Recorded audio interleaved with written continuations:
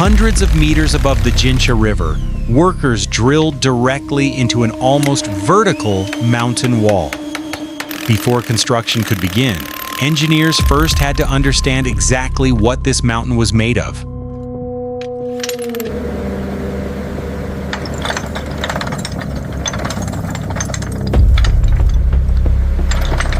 Even the temporary working paths would eventually hang hundreds of meters above the river.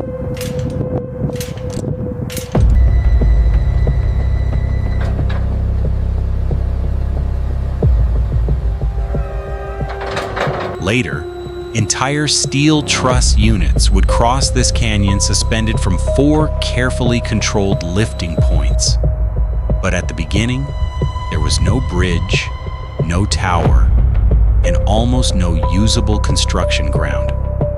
Survey teams established the exact crossing line between 2 steep sides of the Jinsha Canyon. That alignment would eventually carry a 1,320 and 386-meter suspension span across the valley.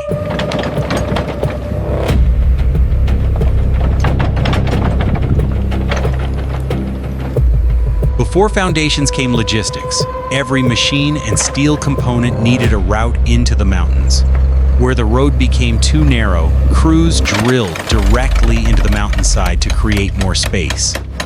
If you enjoy seeing mega projects built step by step, subscribe to Engineering Revealed. Reaching the tower site solved only one problem. The mountain still offered almost no flat ground. Engineers first marked exactly where the mountainside had to be removed for the tower foundation. Controlled drilling fractured the rock without destabilizing the enormous slope surrounding the site.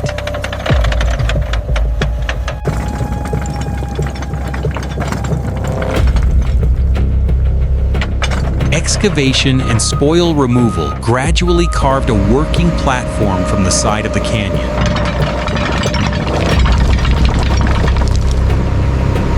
Then the foundation crews discovered just how difficult the rock beneath them really was. The basalt was so hard that drilling tools required constant inspection, maintenance, and adaptation. Crews combined controlled rock breaking with heavy rotary drilling to keep the pile excavation moving. Only after the deep piles were reinforced and concreted could the massive tower foundation be completed. The bridge would also need enormous anchorages buried deep inside the mountain itself.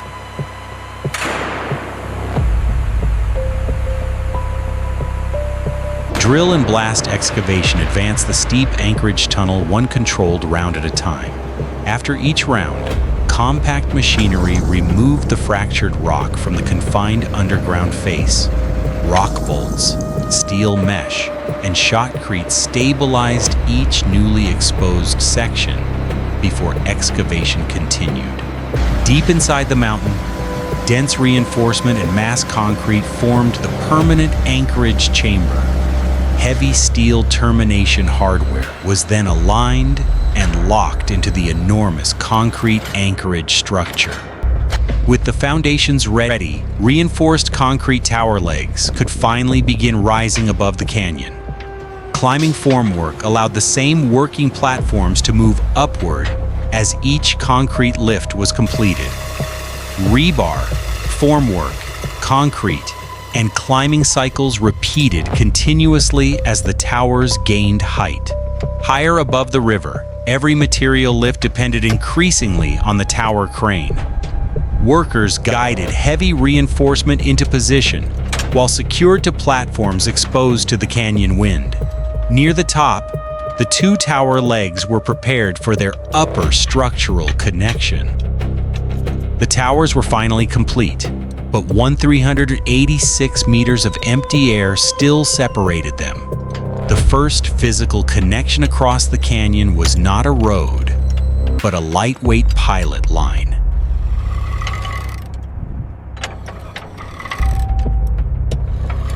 That temporary traction system then began pulling the first sections of the aerial catwalk outward. Steel mesh and safety systems were deployed progressively rather than appearing across the span at once. Section by section, the temporary working path extended farther into open air.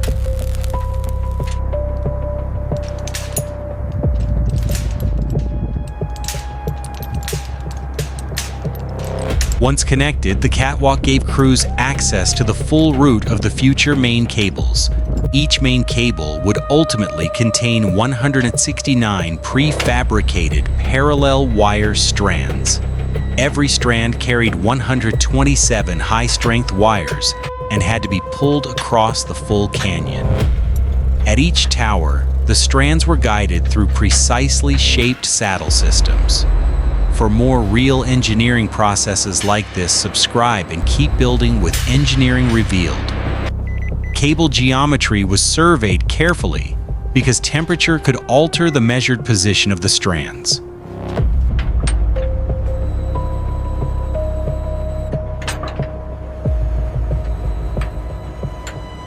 Tiny mechanical corrections brought individual strands into their required geometric position.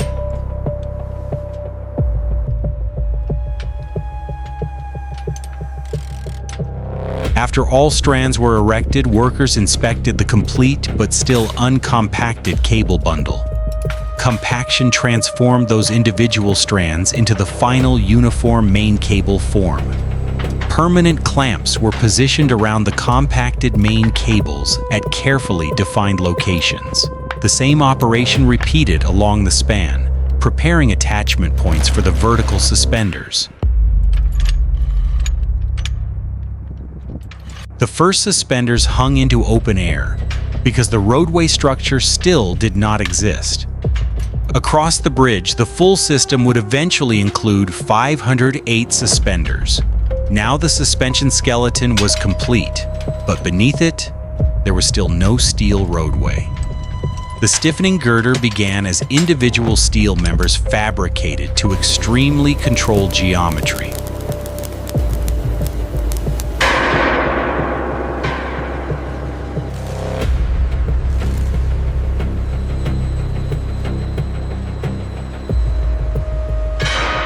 Because the mountain roads were so restricted, transportable members were carried to the site individually.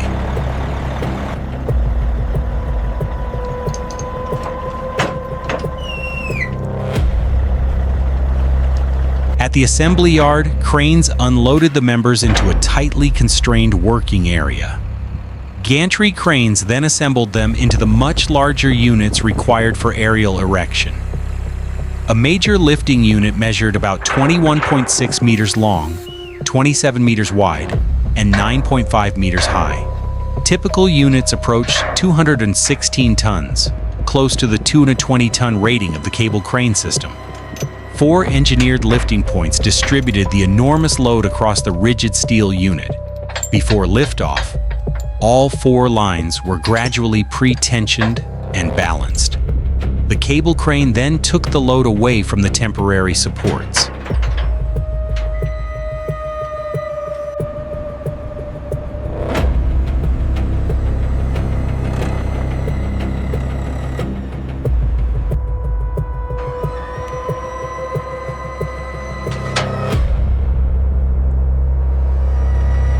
Once clear, the traveling trolley carried the suspended unit away from the tower side assembly area.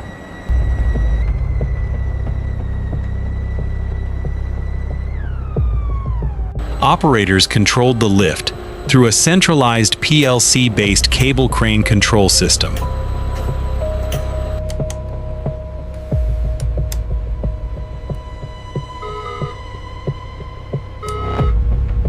Small changes in height and yaw corrected the unit before it reached the permanent suspenders.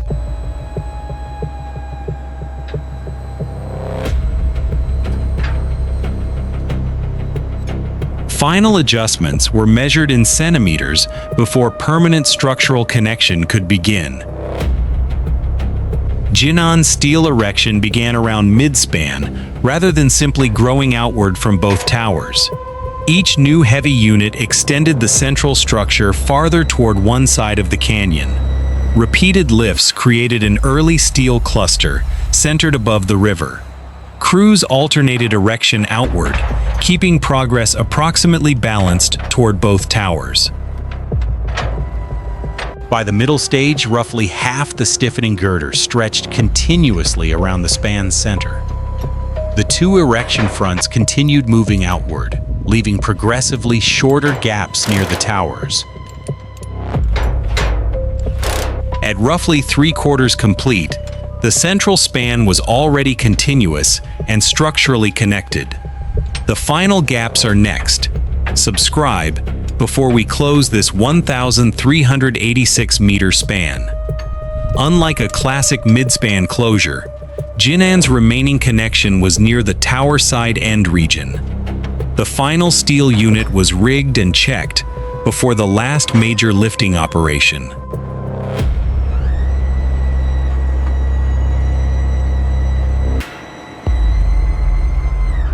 Survey and temperature checks confirmed the geometry before the unit entered the remaining gap.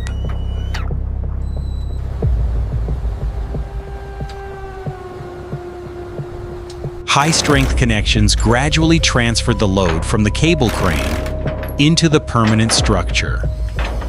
With that joint secured, the steel stiffening girder became structurally continuous across the entire span. The next challenge was turning the completed steel skeleton into a usable roadway.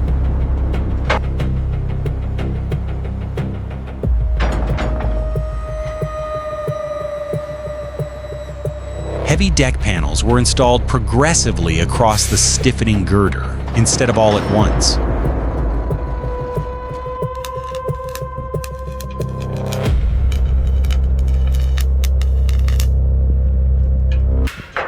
Welding, waterproofing, drainage, and permanent safety systems transformed the deck into a road structure.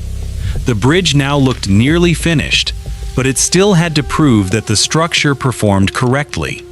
Survey teams first verified the completed geometry of towers, cables, suspenders, and roadway.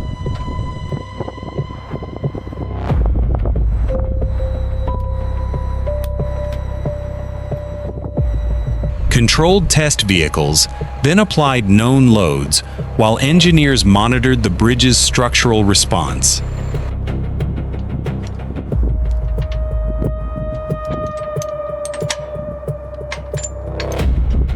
Final commissioning checked the systems required before the crossing could enter service. What had once been two isolated mountainsides was now a continuous transport connection. From cliff rock to a 1,386-meter span, this is the completed Jin'an Jinsha River Bridge.